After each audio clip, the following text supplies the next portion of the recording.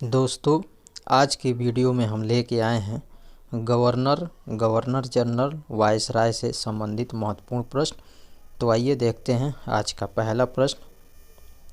सही कथन है, जन प्रशासन की नींव वारेन हेस्टिंग्स द्वारा मजबूती से रखी गई, जिस पर ऊपरी संरचना कॉर्नवालिस ने की। ईस्ट इंडिया कंपनी की असैनिक और सैनिक सुधार करने का श्रेय क्लाइव को था। लॉर्ड डलहौजी ने व्यापकत्व सिद्धांत के आधार पर ब्रिटिश साम्राज्य में समृद्ध क्षेत्र जोड़े। एक बार और, जन प्रशासन की नींव वारेन हेस्टिंग्स द्वारा मजबूती से रखी गई, जिस पर ऊपरी संरचना कॉर्नवालिस ने की। ईस्ट इंडिया कंपनी की असैनिक और सैनिक सुधार करने का श्रेय क्लाइव को था। लॉर्ड डलहौजी ने व्यापकत्व के सिद्धांत के आधार पर ब्रिटिश साम्राज्य में समृद्ध क्षेत्र जोड़े। अगला प्रश्न सत्य कथन है, बंगाल का पहला गवर्नर रॉबर्ट क्लाइव था। बंगाल का प्रथम गवर्नर जनरल वारेन हेस्टिंग्स था। भारत का प्रथम governor general Lord William Bentinck था। बहुत महत्वपूर्ण प्रश्न है कि बंगाल का पहला गवर्नर रॉबर्ट क्लाइव था। बंगाल का प्रथम गवर्नर जनरल वारेन हेस्टिंग्स था। भारत का प्रथम governor general Lord William Bentinck था। घटनाओं के घटित होने का कालानुक्रम है। बक्सर का युद्ध 22 अक्टूबर 1764 को हुआ था। क्लाइव का पुनः भारत आगमन 3 मई 1765। इलाहाबाद की संधि अगस्त 1765। वारेन हेस्टिंग्स का गवर्नर जनरल बनना 1774 ईस्वी। बक्सर का युद्ध 22 अक्टूबर 1764। क्लाइव का पुनः भारत आगमन 3 मई 1765। इलाहाबाद की संधि अगस्त 1765। वारेन हेस्टिंग्स का गवर्नर जनरल बनना 1774 ईस्वी। अगला प्रश्न, भारत में ब्रिटिश साम्राज्य का संस्थापक कौन था? तो लॉर्ड क्लाइव। भारत में ब्रिटिश साम्राज्य का संस्थापक लॉर्ड क्लाइव था। अंग्रेजों के विरुद्ध बनारस विद्रोह का नेतृत्व किया था राजा चेत सिंह ने। बंगाल में द्विशासन प्रणाली लागू की गई रॉबर्ट क्लाइव द्वारा। बंगाल में द्विशासन प्रणाली रॉबर्ट क्लाइव द्वारा लागू की गई। अगला प्रश्न कथन ए और कथन कारण बी से संबंधित प्रश्न है। कथन है कि बंगाल की एशियाटिक सोसाइटी की स्थापना वारेन हेस्टिंग्स के काल में हुई थी और उसने सर विलियम जोन्स के पक्ष में उक्त विद्वत संस्था की अध्यक्षता का प्रस्ताव अस्वीकार कर दिया था। कारण है कि वारेन हेस्टिंग्स स्वयं एक अद्भुत विद्वान तथा प्राच्य विद्या का प्रखर समर्थक था, जो संस्कृत, फारसी व अरबी के अध्ययन को प्रोत्साहित करता था। तो कथन और कारण दोनों सत्य है और कारण कथन का सही स्पष्टीकरण है। एक बार और, बंगाल की एशियाटिक सोसाइटी की स्थापना वारेन हेस्टिंग्स के काल में हुई थी और उसने सर विलियम जोन्स के पक्ष में उक्त विद्वत संस्था की अध्यक्षता का प्रस्ताव अस्वीकार कर दिया था। कारण, वारेन हेस्टिंग्स स्वयं एक अद्भुत विद्वान तथा प्राच्य विद्या का प्रखर समर्थक था, जो संस्कृत, फारसी व अरबी के अध्ययन को प्रोत्साहित करता था। कथन और कारण दोनों सत्य है और कारण कथन का सही स्पष्टीकरण है। अगला प्रश्न, कलकत्ता में एशियाटिक सोसाइटी की स्थापना के समय बंगाल का गवर्नर जनरल था लॉर्ड वारेन हेस्टिंग्स। कलकत्ता में एशियाटिक सोसाइटी की स्थापना के समय बंगाल का governor general Lord Warren Hastings था। सुरक्षा प्रकोष्ठ की नीति संबंधित है वारेन हेस्टिंग्स से। सुरक्षा प्रकोष्ठ की नीति वारेन हेस्टिंग्स से संबंधित है। बंगाल में द्वैत शासन प्रणाली को समाप्त किया वारेन हेस्टिंग्स ने। वारेन हेस्टिंग्स ने बंगाल में द्वैत शासन प्रणाली को समाप्त किया। वह गवर्नर जनरल जिस पर ब्रिटिश संसद में महाभियोग का मुकदमा चलाया गया था वह था वारेन हेस्टिंग्स। वह गवर्नर जनरल जिस पर ब्रिटिश संसद में महाभियोग का मुकदमा चलाया गया था वह था वारेन हेस्टिंग्स। अगला प्रश्न सुमेलित है। घटनाएं और वर्ष, बक्सर का युद्ध 1764 में हुआ था। सहायक संधि 1798 में। भारत में ईस्ट इंडिया कंपनी का व्यापारिक अधिकार समाप्त 1833 में। ब्रिटिश नागरिकों एवं कंपनियों के लिए भारत में व्यापार का खोला जाना 1813 ईस्वी। अगला प्रश्न, भारत में न्यायिक संगठन की स्थापना किसने की? लॉर्ड कॉर्नवालिस ने। भारत में न्यायिक संगठन की स्थापना लॉर्ड कॉर्नवालिस ने की। वह गवर्नर जनरल जिसने भारत की प्रसंविधाबद्ध सिविल सेवा coordinate civil service of India का सृजन किया, जो कालांतर में भारतीय सिविल सेवा के नाम से जानी गई, वो कॉर्नवालिस था।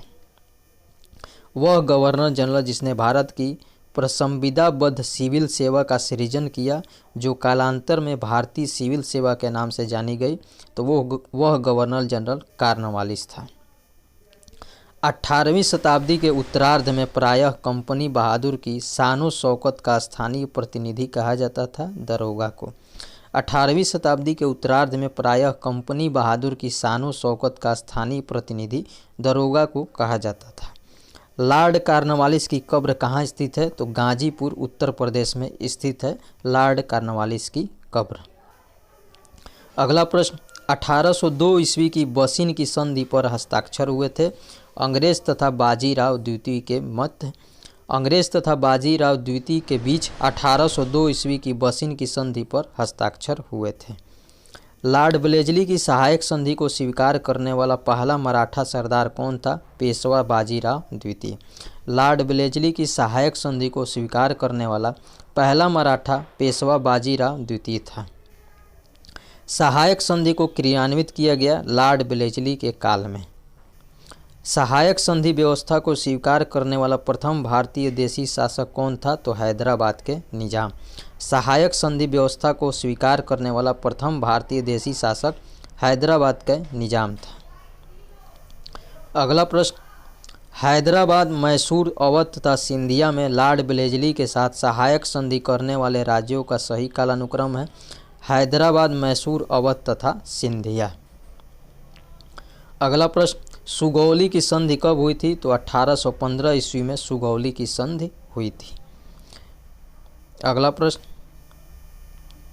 सहायक संधि को स्वीकार करने वाला पहला शासक कौन था? तो अवध का नवाब। नोट, यदि प्रश्न में ब्लेजली की सहायक संधि को स्वीकार करने वाले प्रथम राज्य के बारे में पूछा जाए तो उत्तर हैदराबाद होगा। अगला प्रश्न, भारतीय राज्यों पर अंग्रेजी प्रभुत्व स्थापित करने के लिए प्रशासन में सहायक संधि प्रणाली का सूत्रपात किया लॉर्ड ब्लेजली ने। भारतीय राज्यों पर अंग्रेजी प्रभुत्व स्थापित करने के लिए प्रशासन में सहायक संधि प्रणाली का सूत्रपात लॉर्ड ब्लेजली ने किया था। ईस्ट इंडिया कंपनी का राजपूत राज्यों से सहायक संधि करने का मुख्य उद्देश्य था अंग्रेजों की प्रभुसत्ता स्थापित करना। ईस्ट इंडिया कंपनी का राजपूत राज्यों से सहायक संधि करने का मुख्य उद्देश्य अंग्रेजों की प्रभुसत्ता स्थापित करना था। अगला प्रश्न, उस समय जब नेपोलियन की शक्ति के सामने यूरोप में साम्राज्य धराशायी हो रहे थे, तत्कालीन समय में वह ब्रिटिश गवर्नर जनरल जिसने भारत में ब्रिटिश पताका फहराए रखी, वह था लॉर्ड ब्लेजली। आंग्ल नेपाल युद्ध जिसके शासनकाल में हुआ था, वह था लॉर्ड हेस्टिंग्स। लॉर्ड हेस्टिंग्स के शासनकाल में आंग्ल नेपाल युद्ध हुआ था। अगला प्रश्न सही सुमेलित है। हेक्टर मुनरो बक्सर के युद्ध से संबंधित है। लॉर्ड हेस्टिंग्स आंग्ल नेपाल युद्ध से संबंधित है। लॉर्ड ब्लेजली चतुर्थ आंग्ल मैसूर युद्ध से संबंधित है। लॉर्ड कॉर्नवालिस तृतीय आंग्ल मैसूर युद्ध से संबंधित है। अगला प्रश्न, तृतीय आंग्ल मराठा युद्ध संबंधित है लॉर्ड हेस्टिंग्स से। तृतीय आंग्ल मराठा युद्ध लॉर्ड हेस्टिंग्स से संबंधित है। सर टॉमस मुनरो मद्रास के गवर्नर रहे। 1820 से 1827 ईस्वी तक सर टॉमस मुनरो मद्रास के गवर्नर रहे। तथाकथित कुशासन के आधार पर जिस गवर्नर जनरल ने मैसूर राज्य के प्रशासन को ले लिया, वह था Lord William Bentinck. Lord William Bentinck तथाकथित कुशासन के आधार पर वह गवर्नर जनरल था जिसने मैसूर राज्य के प्रशासन को ले लिया था। अगला प्रश्न, गवर्नर जनरल जो तृतीय आंग्ल मैसूर युद्ध से संबंध है वो है लॉर्ड कॉर्नवालिस। अगला प्रश्न, ठगों के दमन से कौन संबंध था? तो कैप्टन स्लीमैन ठगों के दमन से संबंधित था। सती प्रथा पर पाबंदी किसने लगाई? तो विलियम बेंटिक ने सती प्रथा पर पाबंदी लगाई। अगला प्रश्न, विलियम बेंटिक के द्वारा सती प्रथा समाप्त की गई 1829 ईस्वी में। विलियम बेंटिक के द्वारा सती प्रथा 1829 ईस्वी में समाप्त की गई। बंगाल से दासों के निर्यात को रोक दिया गया 1789 ईस्वी में। लॉर्ड डलहौजी द्वारा अवध का अंग्रेजी राज्य में विलय हुआ था कुप्रशासन के कारण। लॉर्ड डलहौजी द्वारा अवध का अंग्रेजी राज्य में विलय कुप्रशासन के कारण हुआ था। ब्रिटिश साम्राज्य में अवध का विलय हुआ था 1856 ईस्वी में। 1856 ईस्वी में ब्रिटिश साम्राज्य में अवध का विलय हुआ था। अगला प्रश्न सही सुमेलित है और इस वीडियो का ये आखिरी प्रश्न है। 1849 पंजाब का विलय हुआ था। 1848 में सतारा का विलय हुआ था। 1856 में अवध का विलय हुआ था। 1855 ईस्वी में करौली का विलय हुआ था। एक बार और, 1849 ईस्वी में पंजाब का विलय, 1848 ईस्वी में सतारा का विलय, 1856 ईस्वी में अवध का विलय, 1855 ईस्वी में करौली का विलय। तो ये था हमारा आज का वीडियो कैसा लगा आप हमारे कमेंट बॉक्स में ज़रूर बताइएगा। वीडियो को लाइक करें, शेयर करें और हमारे चैनल को सब्सक्राइब करें। जय हिंद, नमस्कार।